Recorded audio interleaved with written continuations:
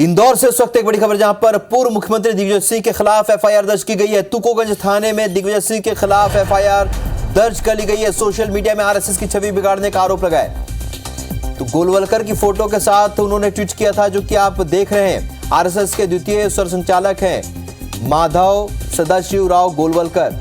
उनकी तस्वीर में उन्होंने छेड़छाड़ की और इस पर एफआईआर की गई है इंदौर में। तो पूर्व मुख्यमंत्री दिग्विजय सिंह के खिलाफ एफआईआर दर्ज कर ली गई है। तुकोगंज थाने में ये एफआईआर दर्ज कराई गई है। सोशल मीडिया में आरएसएस की छवि बिगाड़ने का आरोप है।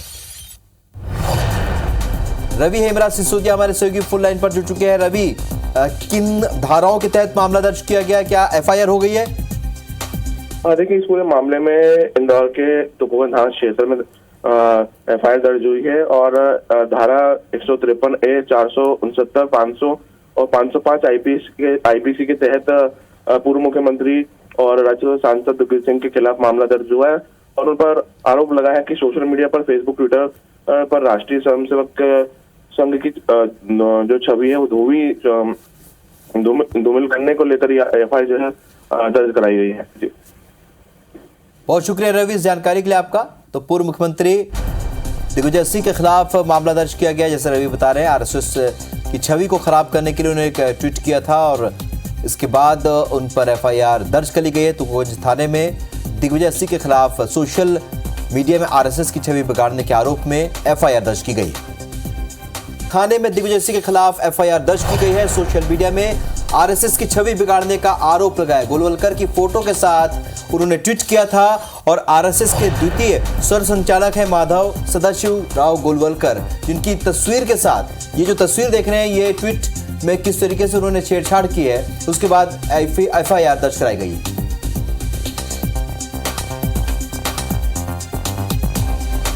तो गोलवलकर के फोटो के साथ छेड़छाड़ का ये मामला,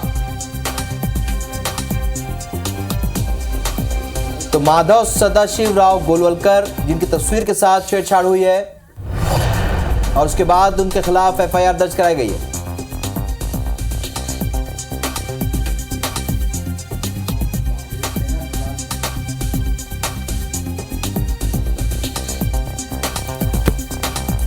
तो इस विषय पर चर्चा के लिए हमारे साथ इस वक्त कांग्रेस नेता मृणाल पंत हमारे साथ फोन लाइन पर जुड़े हैं। मृणाल जी, एफआईआर हुई है दिग्विजय सिंह के खिलाफ, क्या कहेंगे आप? ये कोई नई बात नहीं है। भारतीय जनता पार्टी तो मौके ही ढूंढती रहती है कि कांग्रेस के नेताओं पर कब किस तरह से एफआईआर की जाए, कब किस तरह से उन्हें प्रताड़ित किया जाए।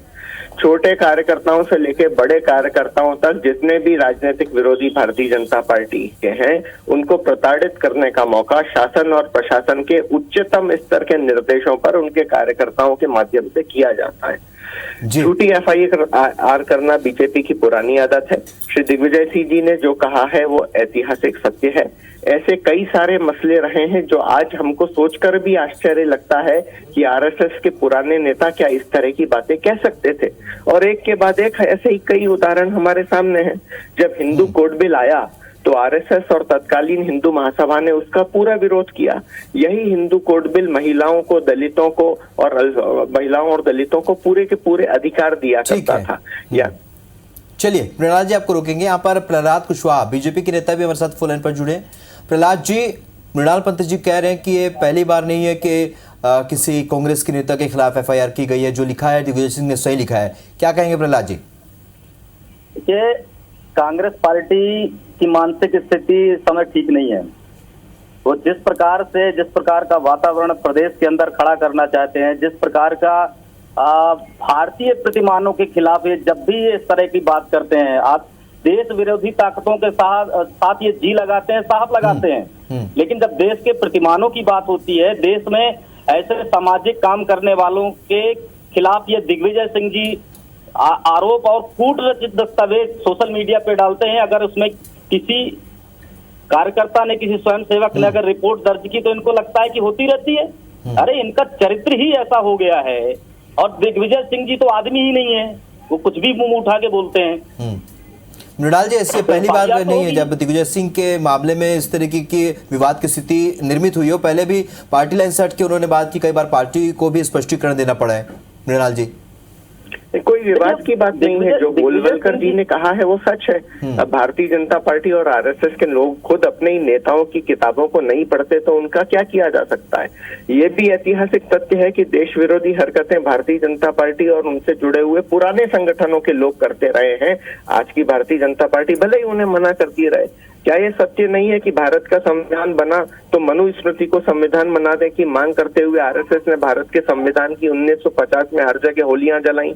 ये भी सच है कि भारतीय तिरंगे को तिरंगा ध्वज देश का ध्वज मानने से इनकार करते हुए उन्होंने कहा कि केवल भगवा ध्वज ही देश का ध्वज होना चाहिए और 50 सालों तक उन्होंने अपने कार्यालयों पर तिरंगा ध्वज नहीं फहराया। जिस समय आजादी की लड़ाई चल रही थी उस समय भारत छोड़ो आंदोलन का विरोध करते हुए क्रांतिकारियों और सेनानियों का प्रहलाद जी, आपका भी बहुत शुक्रिया। मृणाल जी, आपका भी बहुत शुक्रिया। कुल मिलाकर एक बार फिर दिग्विजय सिंह के एक टिप्पणी पर एक ट्विटर पर कहे गए ट्वीट पर एक बार फिर से विवाद शुरू हुआ है, जिसके बाद अब एफआईआर दर्ज कराई गई है इंदौर थाने में।